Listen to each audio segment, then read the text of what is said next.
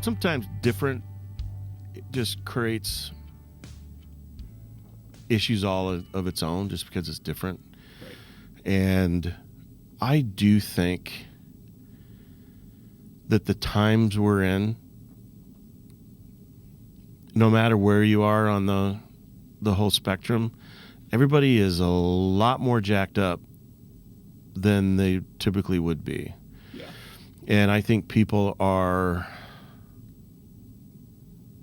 ready to take a swing a little bit quicker than they normally would have. And the filter is a little bit more thin. I will say, however, the feedback that we've gotten is mostly positive because we're taking on stories that no one has heard or talked about. Right. And not just making them feel good. Aren't we good? Everything's going to be okay. Sweet, nice Jesus. Make me feel good. I want to come hear a sermon that makes me leave inspired. Yeah. That's just not the narrative of the Bible. Wait till we get to the book of Psalms. There's a lot of disappointment in the book of Psalms. But however, linking it to the New Testament, as we started to do in the later series, I think it's been really helpful for people as well. Yeah. And especially when we go into the next section of Scripture, we're going to go pretty quick because there's a lot of rules and stuff that just don't necessarily apply to our context. But there are gems in that. I think one of the things that really pushed some buttons was the idea that the Bible, especially in the beginning, in the Genesis story, you have, which we did this Lost in Translation piece. Yeah. The whole idea, right, is a story I talked about and this comes from Marty Solomon as well, in his kind of primer as he was doing his podcast and still doing his podcast, is that our context, the way we grew up, how we were raised, the part of the country we were raised in, the part of the world we were raised in, the language we speak, the foods that we eat, all those kinds of things are things that we're swimming in waters that we don't even know the waters we're swimming in because I've always swum in them. Right. And we only see part, but we think we see it all. And that's the interesting thing about especially Western modern Christians, is that we've turned the Bible into a book of answers or an encyclopedia. And it was never meant to do that. Actually, our Jewish brothers and sisters lean into the Midrash in some ways even more than they do the Torah or other Old Testament texts or Hebrew texts. We call them Old Testament. Right. So I think there's a couple things. And I don't know if I told this story early on in September or not of 2024. But I'm going to repeat it again. Yeah, I was going to say either way. Yeah. So as we talk about the Bible and is the Bible true? So a couple years ago, probably, 10 years ago, I come home from a meeting. Kids are in bed sleeping. My wife's in bed sleeping. And the house is like February. The house is freezing cold. And I walk to the thermostat, and it's like 50 degrees in the house. So something's wrong with our heat. Yeah. And I'm like, wow, okay. Do I wake everybody up and we go to a hotel room? Do I put blankets on everybody? Do we start a fire in the fireplace and have everybody come downstairs?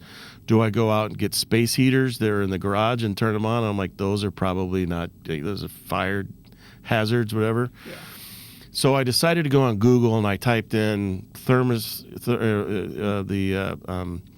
heat's not working, the furnace isn't working. And they go, hey, here's an idea.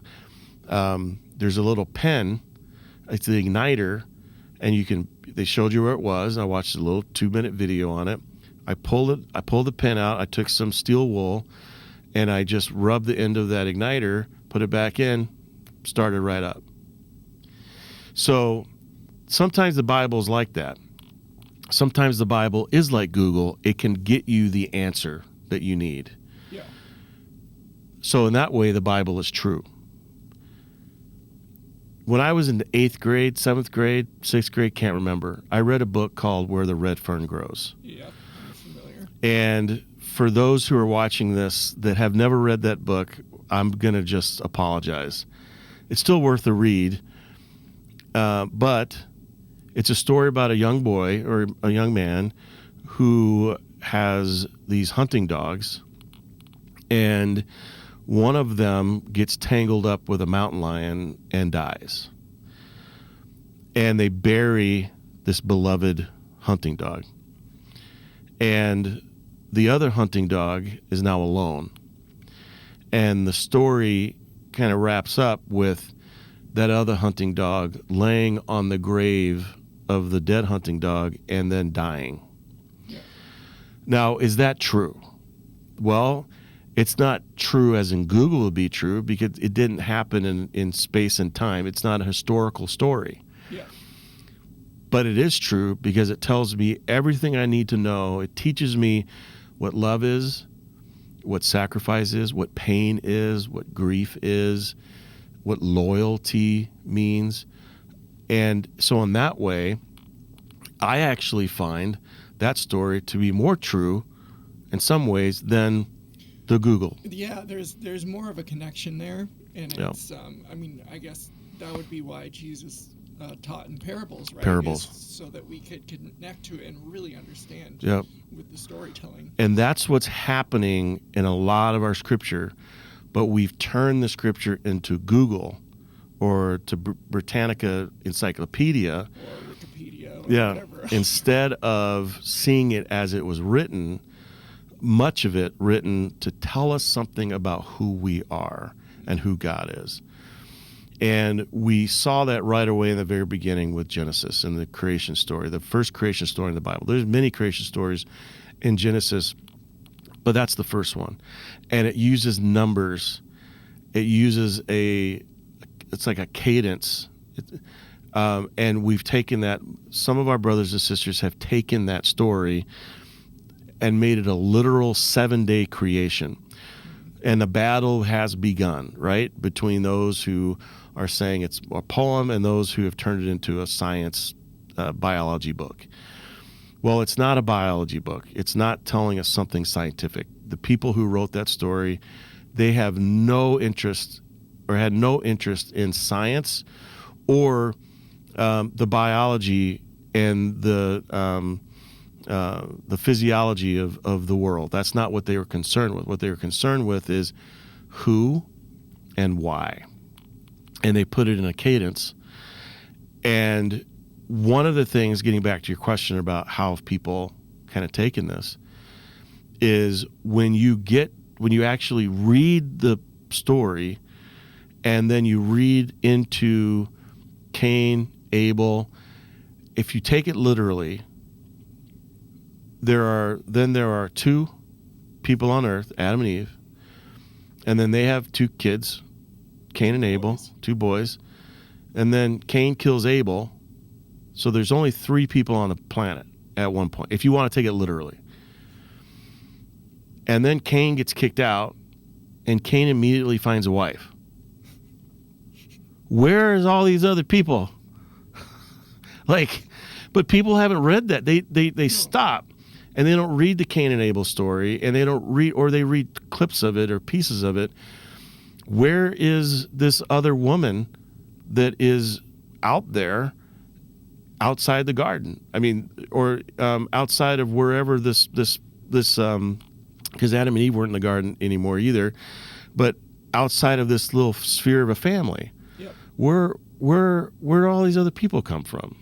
You know, so that was really enlightening for some people. And some people get really frustrated because they've been told something their whole life since they were kids, that this was a literal 7-day event. And when you actually read the scripture, it teaches you something very different. And when you take it out of that literal context, all of a sudden you see amazing things. So the first Genesis story we saw, the chiasm that is the 7-day creation story, which is, again, a chiasm is a way of writing to point you to the middle. And out of the 7 days, there's a 4. 4 is the middle, and that's when God creates basically time. God creates seasons. Right. And what we know God then does is says, I'm creating time so you know when to stop. You know when to take Sabbath. You know when to rest, is what God is saying. If there were no seasons, if there was no time, you would not have any idea of when to stop. And so that was the very first piece. And we walked that through as with the chiasm. And then we created in the image of God. That means something. We're stamped like a coin with the image of God. We bear the image of God. In the image of God, man and woman were created. And when we fast forward to Jesus, with an argument with the religious leaders saying, do we pay a tax? Because the coin that they would have to use has an image of Caesar on it, which would be illegal for them. Jesus says, give to Caesar what is Caesar's, give to God what is God's. Give you, because you've been stamped with the image of God. So give yourself back to God wherever you are. So we unpacked that up. And then this was interesting. Marty Solomon pulled this out for me. I did not ever pay attention to this. But we have a God that knows when to say enough. I'm done. I've done all the creating I need to create. And for us, that's hard because we keep wanting to create. And if you think about all of the great artists that have ever been lifted up in our history, sculptors and everything, they knew when to say stop, because that extra one little chip could have ruined the whole thing. And God says it is good. God doesn't say it's perfect. God says it is good. And I think most of our artists will look at it and go, it is good. They can see that it's not perfect. It is good. And our own art guild here at Prince of Peace, they've done amazing work here, they will all look at their creations, their paintings, and go, yeah, I probably, they always see something in it. Oh, I'm right there, because it's the same thing. Well, video. With video, yeah. Like even the last one that was shown this weekend, I was like, oh, I could have done something different there. Or I could have done something different there. There's always, especially if you have a little bit of time between when you've been working on it and then doing it again. So. I'm the same with sermons. I'll go back. Someone will say, do you just use your old sermons? No, because I'll go back and look at it and I'm like, this was horrible. Like, this is a terrible sermon. Why did I think that would work? I don't, because you're in a different time and place, right? And you evolved. But yeah, it's the same thing. But God says, done. I'm done. It's good. It's good. It's good. And good enough is what we need. And so anyway, that was another piece. And then we talked about the snake in the garden. A rational, reasoning, walking, talking creature who seems to already know the answer to the question, did God tell you not to eat from any tree of the garden? Like, it's a leading question. Oh, yeah. The snake already knows the answer. And what the snake is trying to do to Adam and Eve is to deny their humanity and just be an animal. Just be like me.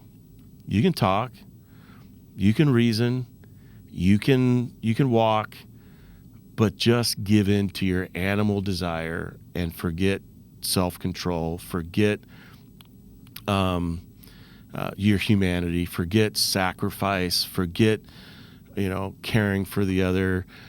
Just whenever you want to eat, you eat. Whenever you want to take, you take.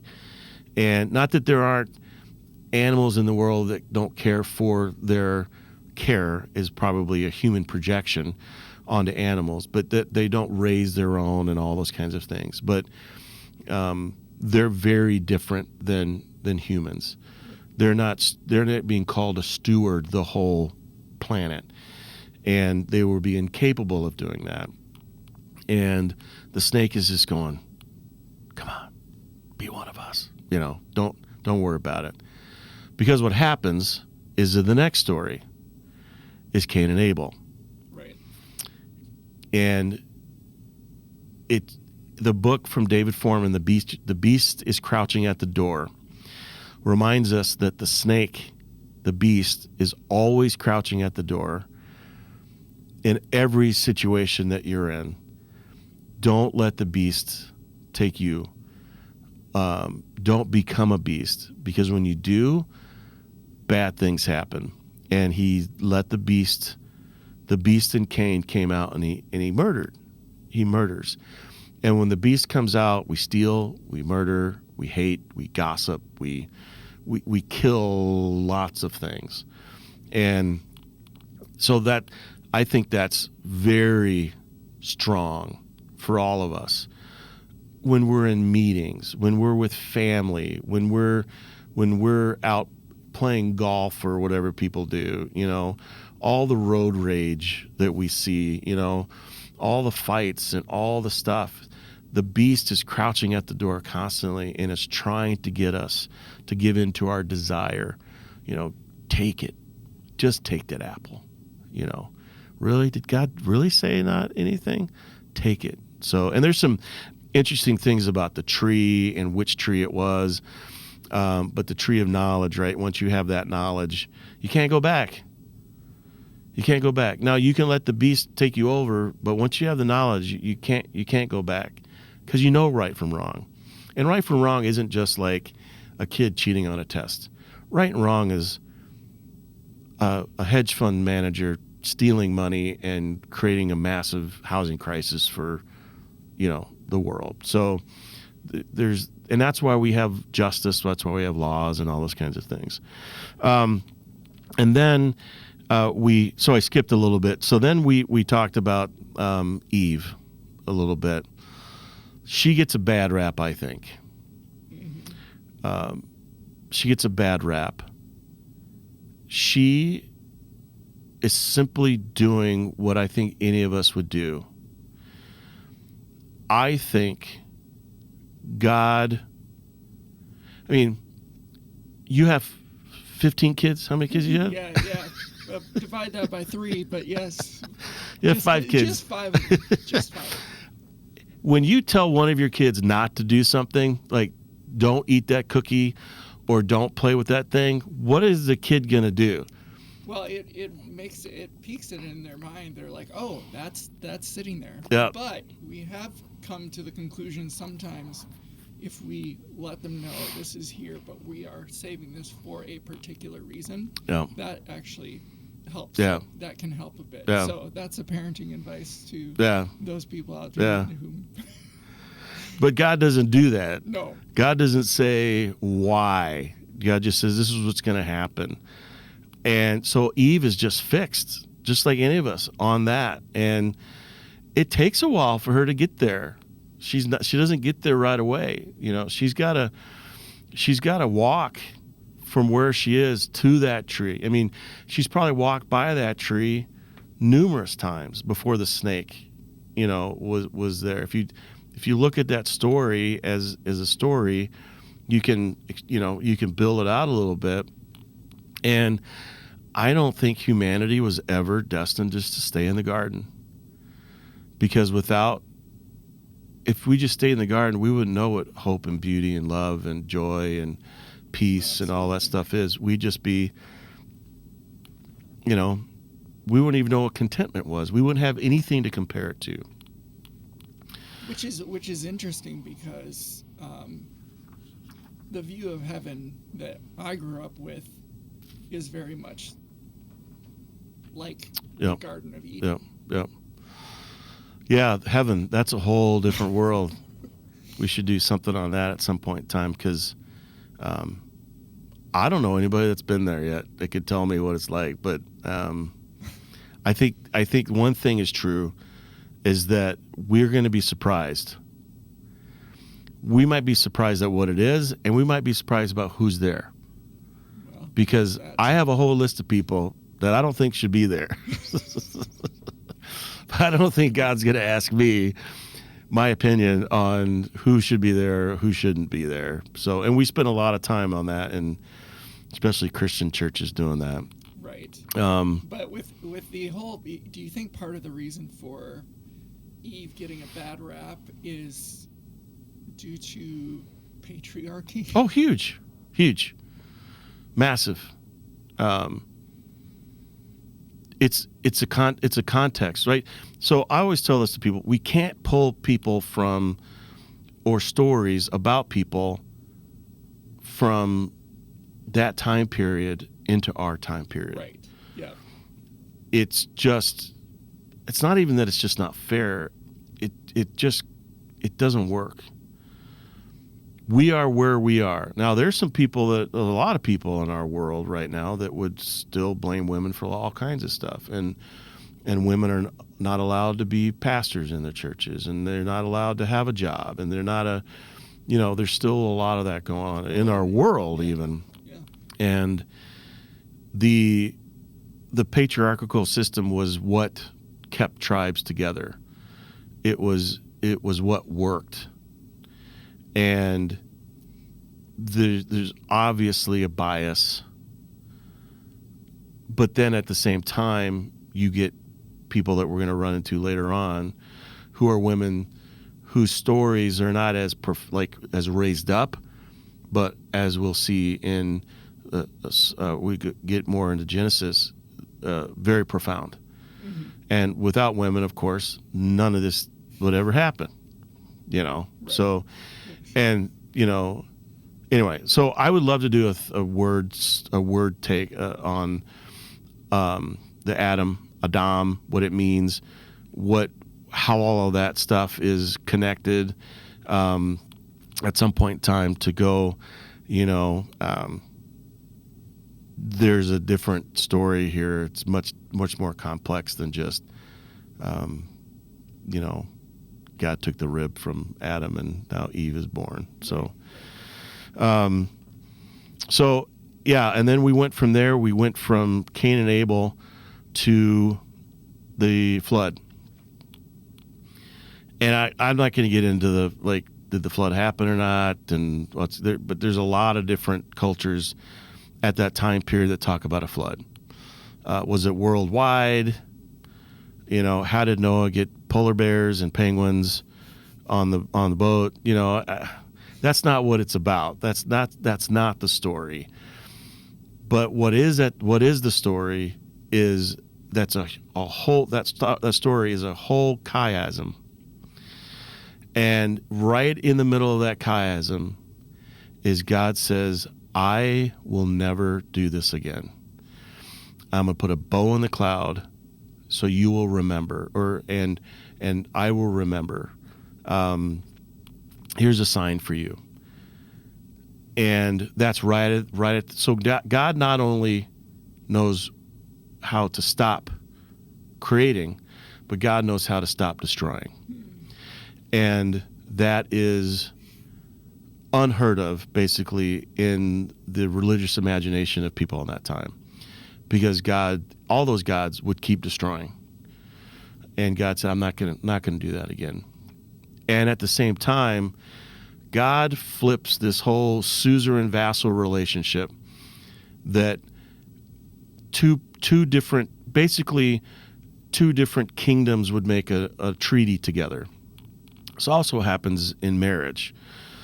But there's a treaty between a greater, more powerful king with a lesser and weaker king, and that weaker king is called a vassal, and the stronger king is called a suzerain, and the vassal comes to the suzerain and says, I will give you all this, tribute, and I will, if you'll come to my aid when I need it.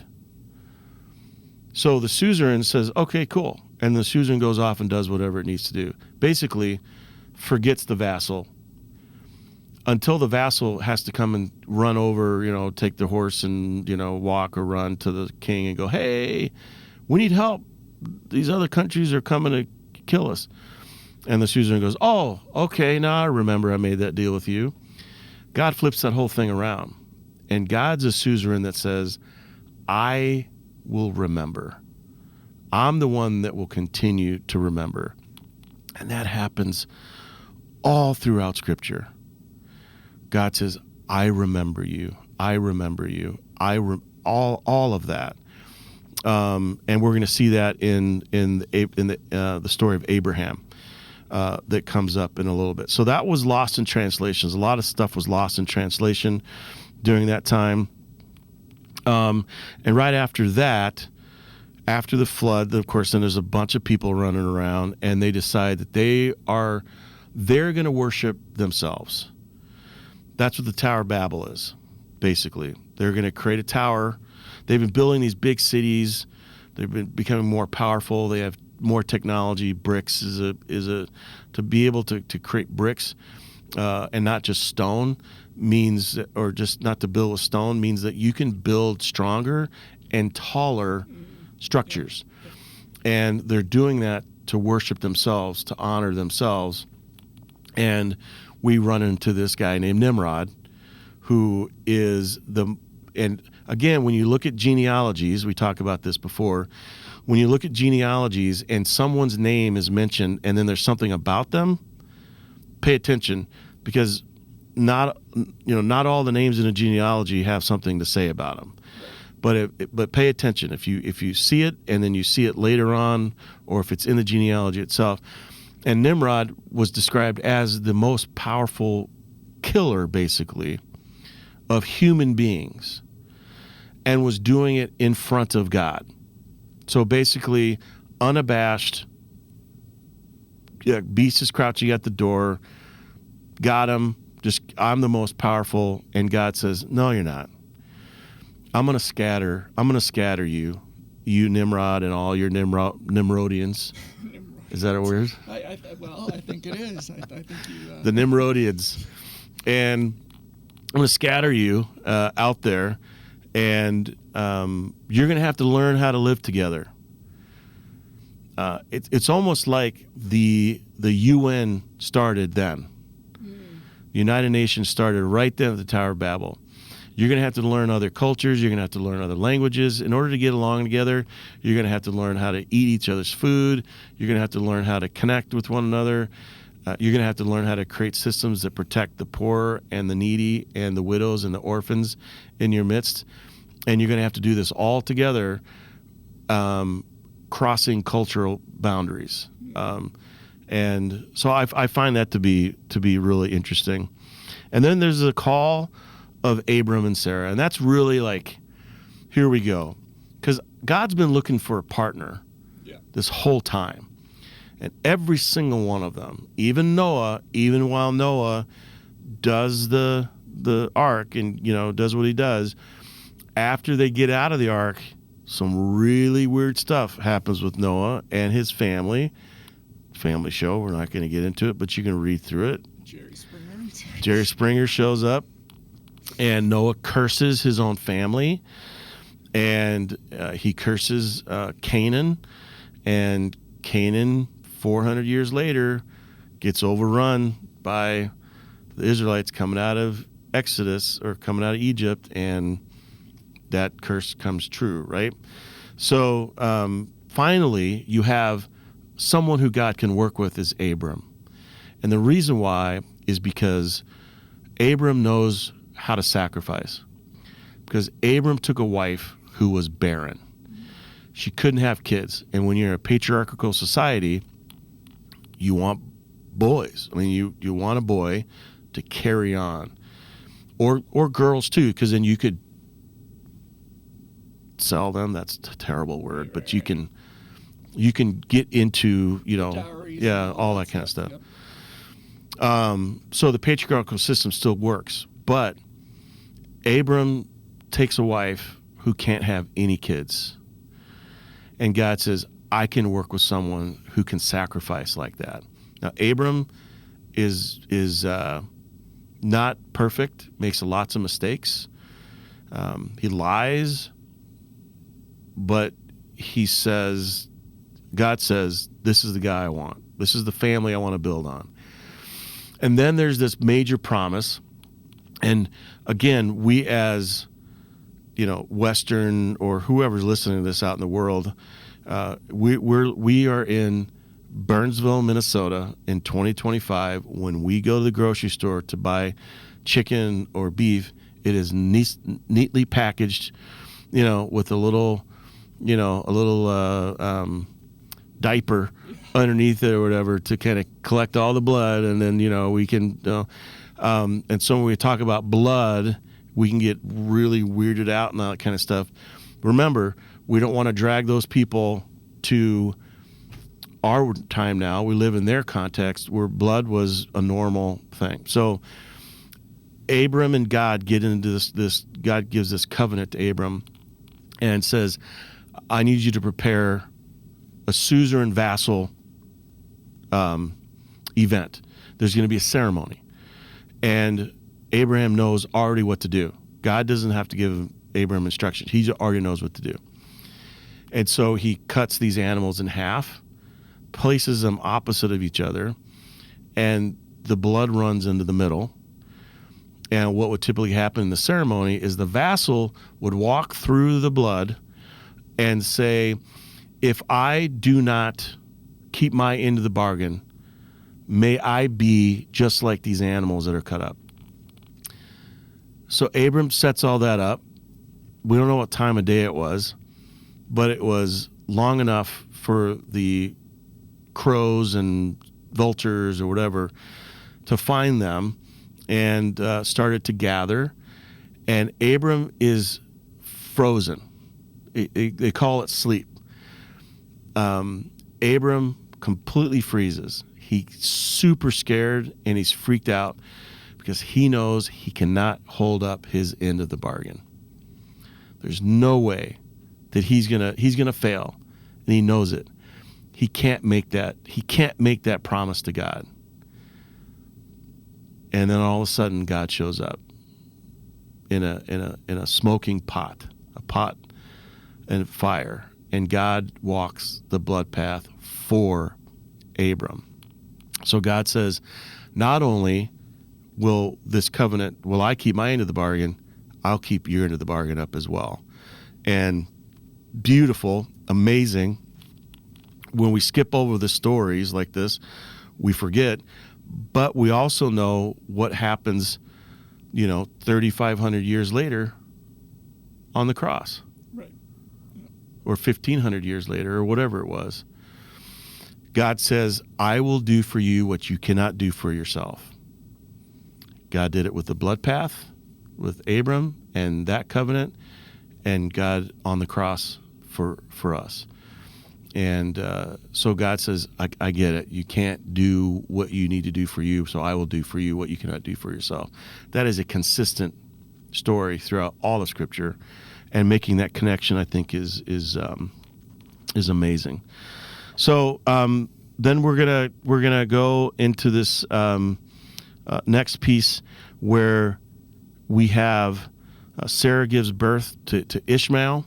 This family is starting. Sorry. Sarah doesn't give birth to Ishmael. No. There's a whole Hagar. Hagar's in there.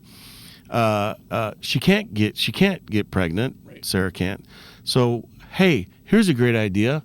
Why don't you get pregnant with my servant? It's never going to work. I don't care how friendly they are. But she wasn't friendly. Sarah wasn't to Hagar. And Hagar becomes the first carrier, I would say, of the promise. Has Ishmael, and but is bullied by Sarah. And God goes out to her and says, I need you to come back to the camp. You're the carrier of the promise. And don't worry, there'll be a promise for you as well in Ishmael. And then Ishmael's born.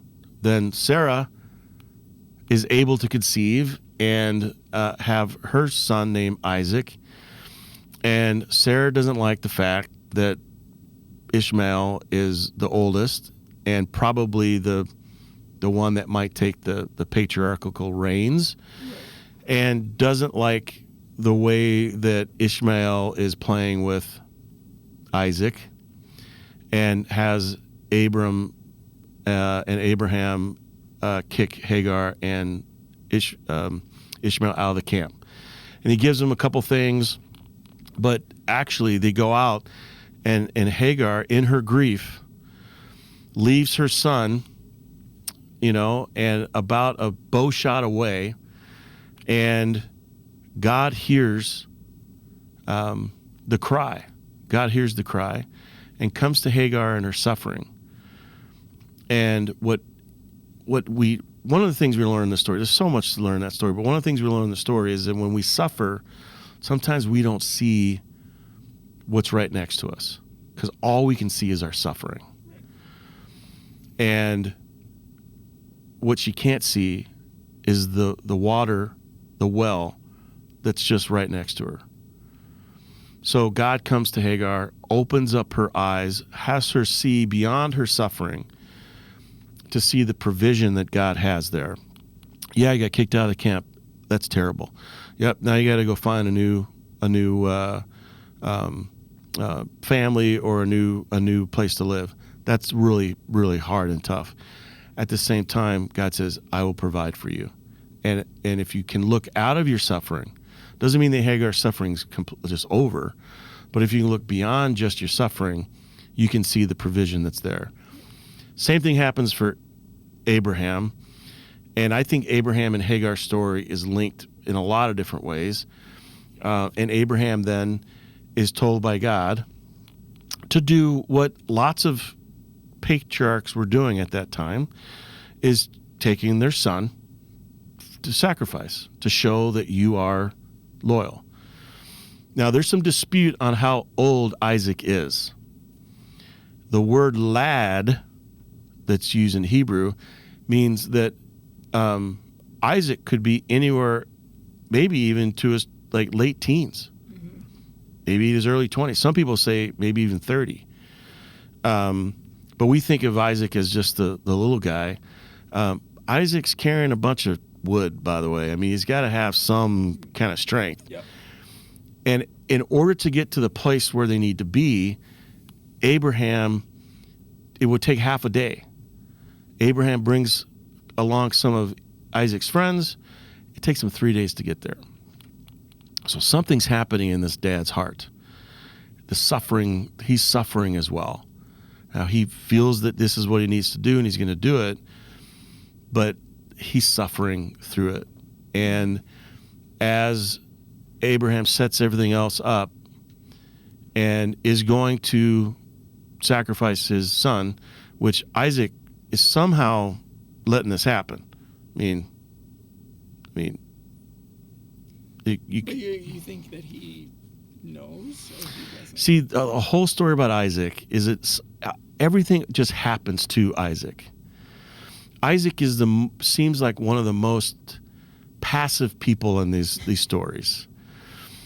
He's letting this happen. He doesn't even go out and find his own wife. He has somebody go find out for him. And then Jacob tricks him. I mean, all these things just happen to this patriarch. He's not the Abraham, like, hey, we're going to leave this and we're going to go, to this other place. We're going to go to the west. It's not like Jacob, and Jacob's a conniver and a schemer, but Jacob becomes Israel. I mean, one of the, and I hesitate to say this because I'm not Jewish, but Abraham and Jacob seem to have a lot of chutzpah. Yeah. Isaac doesn't seem to have that. So there's this passive thing that continues, that keeps coming out with Isaac. But then in the suffering that Abraham has as a father that's going to kill his own son, God says, hey, look up out of your suffering. There's a ram caught right there. Same thing that happens to Hagar, except it's a well. God provides a way, a different way, in both of those stories. And there's a lot more to dig into those stories, but I find those to be the connection. And so then we got out of the loss in translation, and we went to Advent, which was, faith, hope, love, joy, our Advent piece, and we connected in with Luke. And then right after that, we went to a worship series called A New Way. God is saying, now that we've established his family, there's a new way I want you to live. And begins this whole story. And Sarah and Abram, they find to live, they are the immigrants. They are the immigrants. It's one of the reasons why God, I think, says to so many people, or so many times in the Bible, take care of the widows, orphans, and the immigrants, because you used to be one. Don't forget that you used to be an immigrant, or your family were immigrants. A little bit weird. I was kind of eerily reminiscent to very strange. What's going on? I think a lot of us has forgotten where we've come from, because, anyway, we won't get into that, but I think we could figure something out a little bit differently. But there's a welcome and a hospitality, and then we went out. We talked through. Again, we talked to the suffering piece, and then we get to this story of Sarah and Milcah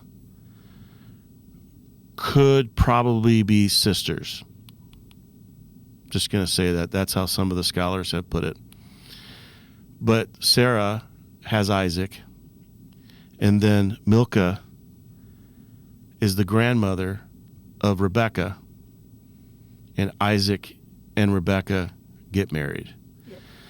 So the matriarchs of this family are lifted up. Now you have to read the story in order to put those two together, but when Isaac is described as the son of Abraham.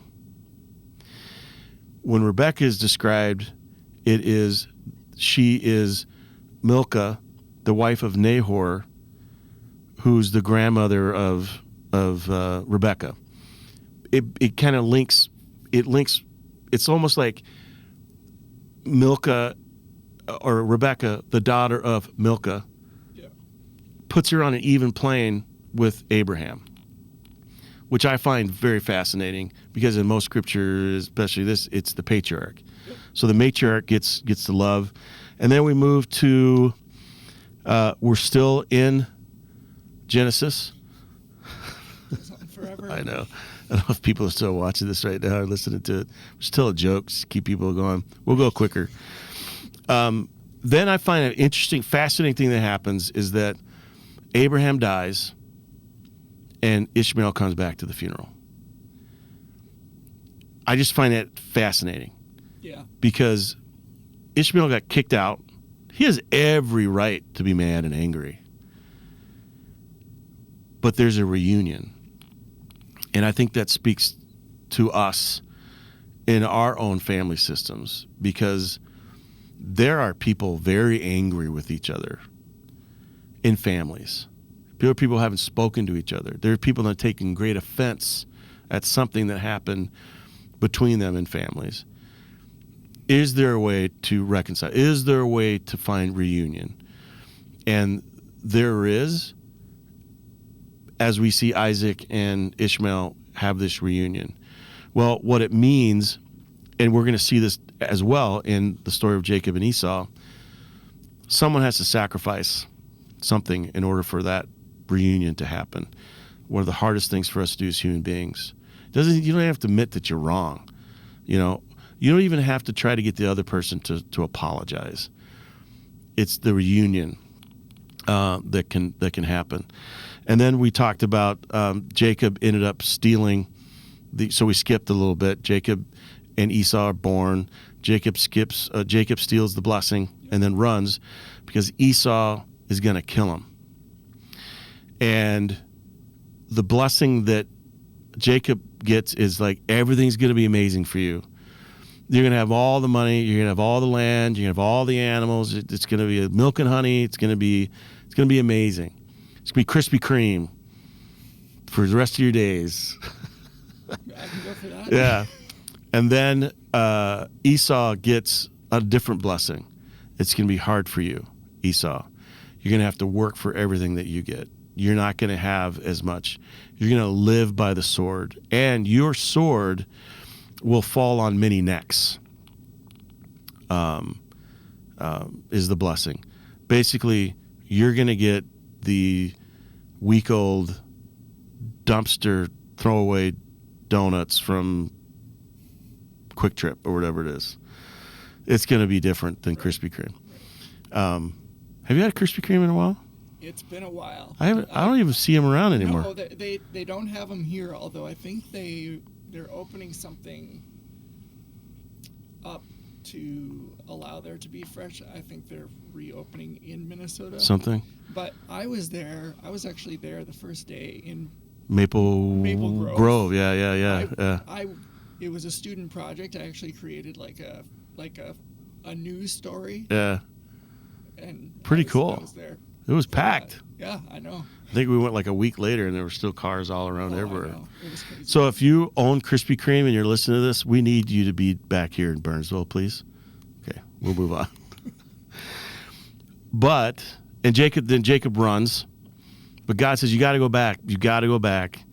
And they wrestle. They have this, because Jacob knows he's going to run into Esau. He doesn't want to run into Esau. And he wrestles with God, and God says, I'm gonna put your hip out of joint, and you're never going to be able to run again. Because that's what Jacob would always do. He would just run from anything. He would run. Puts his hip out of joint. You no longer can run. By the way, I'm going to name you Israel. I'm going to give you a new name. And so then Jacob has heard that Esau is coming to meet him with like 400 men. So Jacob pushes out his least favorite family members first. It keeps his favorite ones in the back, which is Rebekah and his son Joseph. In case something happens, those ones can go down first, and maybe they can get out of the way. Anyway, I just find that fascinating. But Jacob goes out and bows to Esau. And here's the beautiful thing. Esau welcomes him back and kisses him on the neck.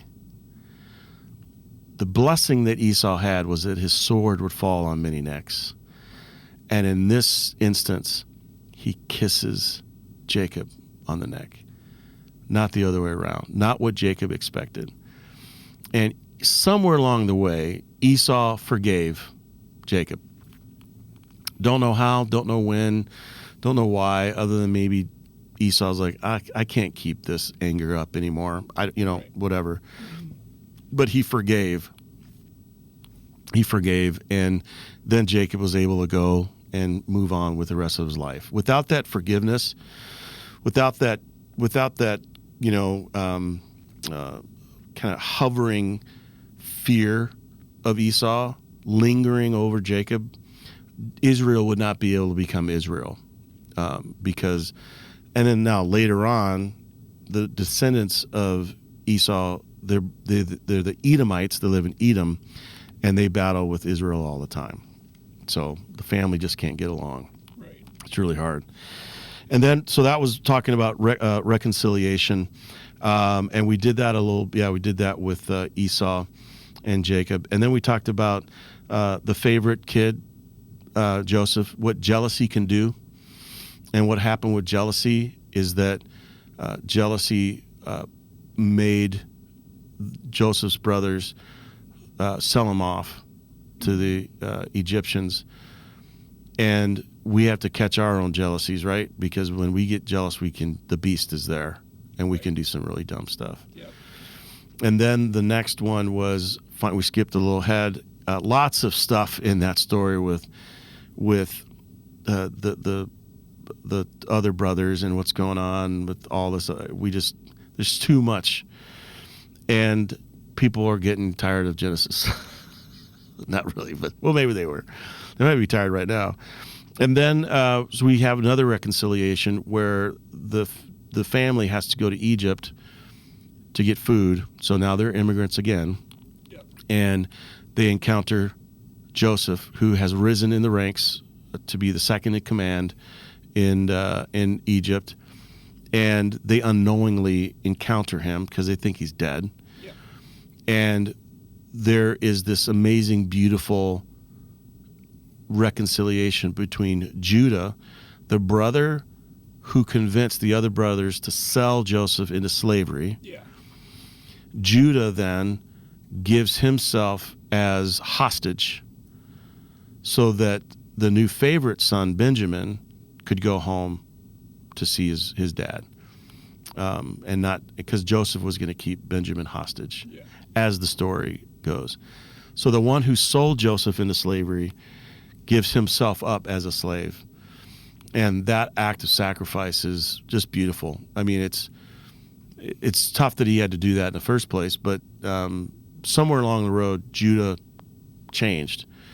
And from the line of Judah comes Jesus. Yep. So talk about sacrifice and all those kinds of things. All right, now we're done with Genesis. Maybe we'll see what happens, okay. And we're gonna skip into Exodus real quick. It's 400 years later, something like that. There's difference of opinion on all that. I just let other people do that kind of stuff. But somewhere around 400 years later, the Israelites are still in Egypt. They've got the favorite land. They've really multiplied. And the Egyptians are starting to get worried, and so they start to enslave the Israelites. So they've been enslaved for I don't know how many years. Out of that 400 years, I don't know. Did it happen right away? Did it happen 50 years later? All the brothers are dead and long gone, but right. Who knows? Yeah, because I don't think that Joseph would have instilled that in. Yeah, it might be, a king after the king that knew Joseph. We don't know what the story is, but at some point they become slaves, and they're building all kinds of buildings that keep them in slavery, and they're harvesting their own crops, but they've got to give it to the Egyptians, and they cry out, and God hears the cry, and God remembers. The suzerain remembers the vassal. And then there is this rescue project, and then there's this long battle with Pharaoh and Moses, and it's all about empire and shalom. And which one are you going to give into? Is it going to be empire, or are you going to build a culture on shalom? And there's these battles and these plagues and all these things go on that we talked about. And the idea that this is the one question we've had so far in this whole series was, why would God harden somebody's heart? Yes. And the answer is that if Pharaoh thinks that Pharaoh is God, then Pharaoh has free will.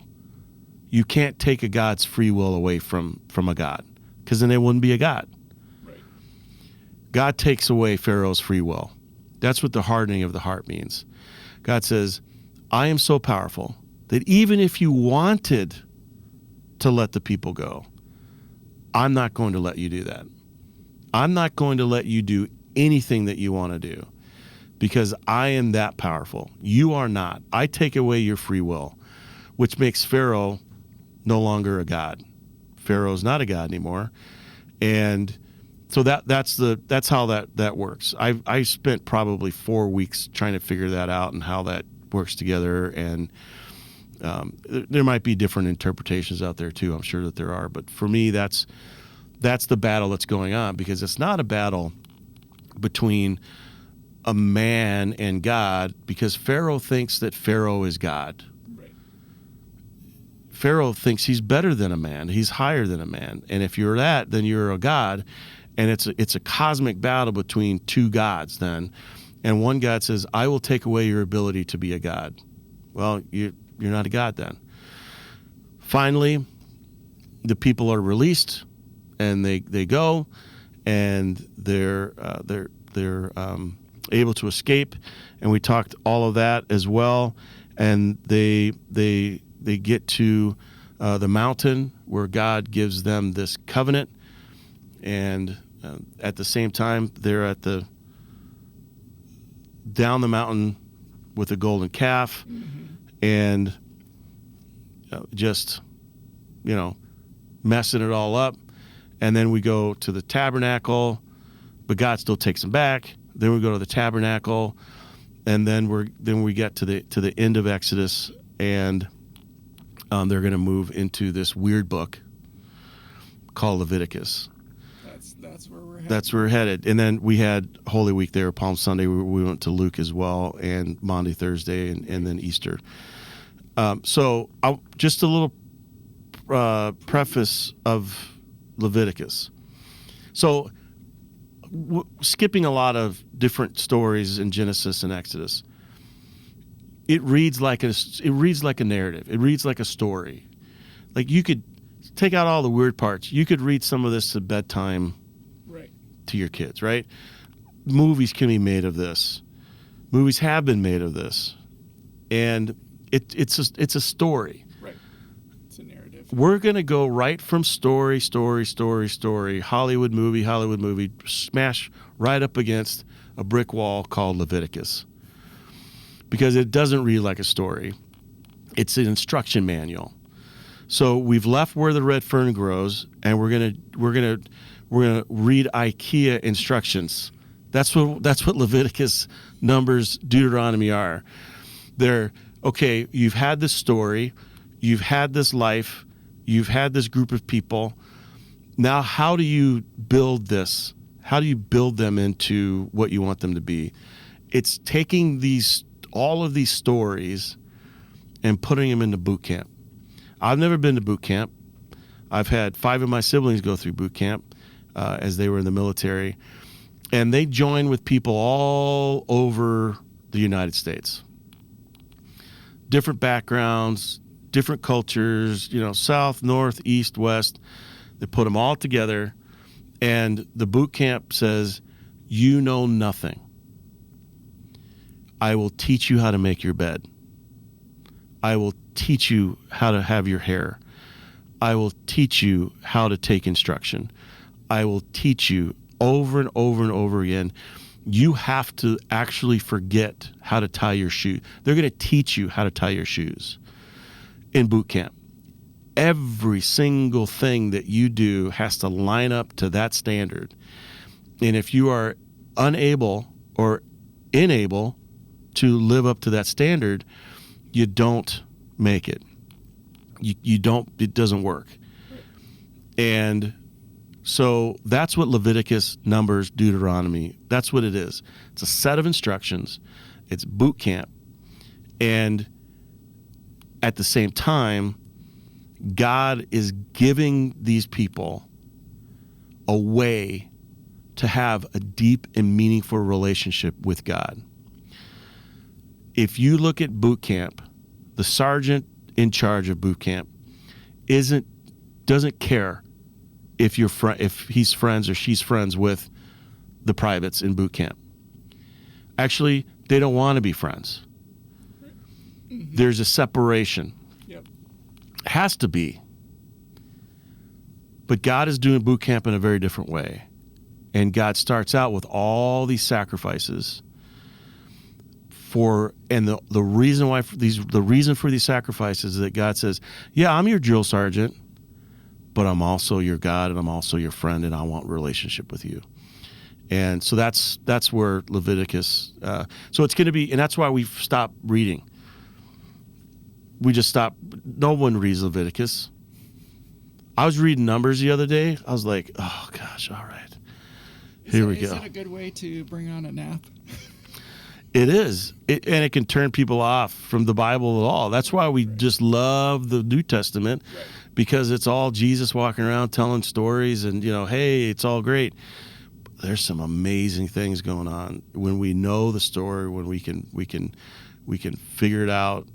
There's a lot of amazing ways that God is trying to connect with God's people. So, and we're jumping into a series called Shaped and Shattered. Shaped and Shattered, where we're being shattered. We're constantly being shaped and shattered. We're constantly being shattered, put back together, shaped. That's how we are as human beings. That's why you would never be shattered in the garden, but you probably wouldn't have been shaped either, because there's nothing to be shaped. So we're in the real world, dealing with real world stuff that can shatter us, but at the same time, God is saying, "I'm shaping you." So, well, thank you. Do you think that was good? Give us some feedback. Yeah. If you can just give us some feedback, there's always a. I mean, I know email. that I need lots of help. So. No, I mean, especially around these recaps. Yeah. Because we just did Genesis through Exodus in I don't know how many minutes. And at the same time, is it helpful? So we want to know if it's helpful or not. Because if not, we would just have gone to Leviticus and didn't need to do the recap. But it was good to have you. Good to be here. It's good to be. Yeah, the A team is back together again. The A team is back together. Well, you were with Sarah last week, weren't you? Yeah, that's the A team. Yeah. That's the A team. Yeah. I mean, she's the A team. She's A team. Yeah. No, it was good. But anyways, we thank you for watching, and like and subscribe, and we look forward to many more of these podcast episodes. Yeah, we're gonna keep going.